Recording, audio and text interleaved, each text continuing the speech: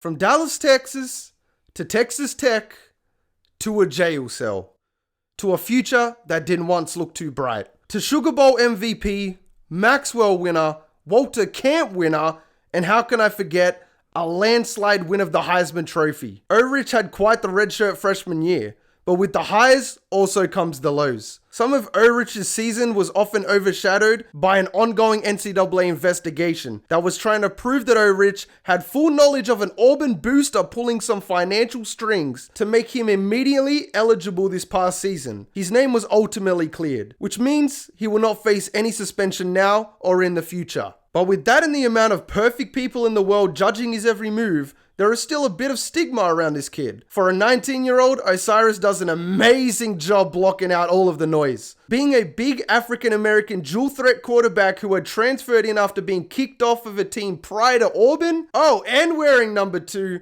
he was compared to Cam Newton.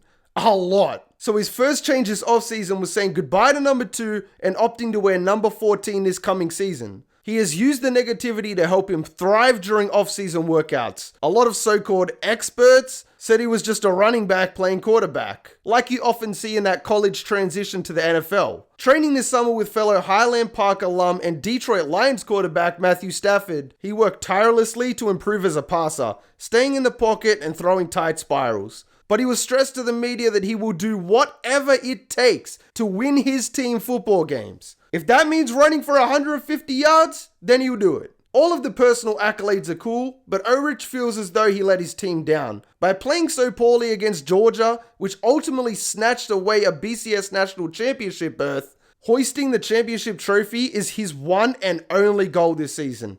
Anything else is, and I quote, a failure. Osiris Richmond might be the most overrated and overhyped player on the planet. People recognize him as the best quarterback in college football, but in all actuality, he's not.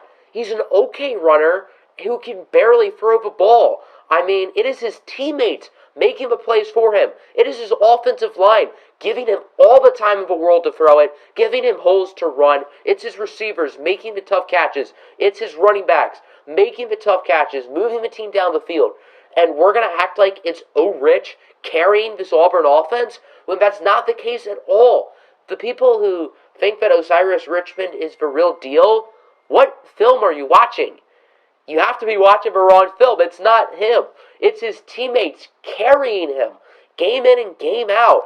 And off the field, he's not much better. He's gotten arrested. He was kicked off at Texas Tech. Yeah, he goes to Auburn and wins a Heisman. But do NFL teams, once O-Rich goes to the next level, do they want to deal with his off-the-field nonsense and his lack of talent on the field?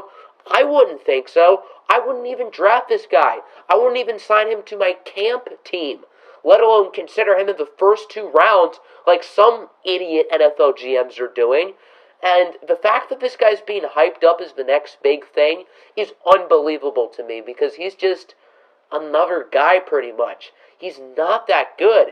Get over it, everyone. It is not O-Rich who is why Auburn is so good. It is his teammates. It's not his fault that he's going to be a first or second round pick. It is his teammates. And the fact that people don't get it, they still won't, even if he has an obvious bad game. Everyone will continue to think this guy is special, and he is not.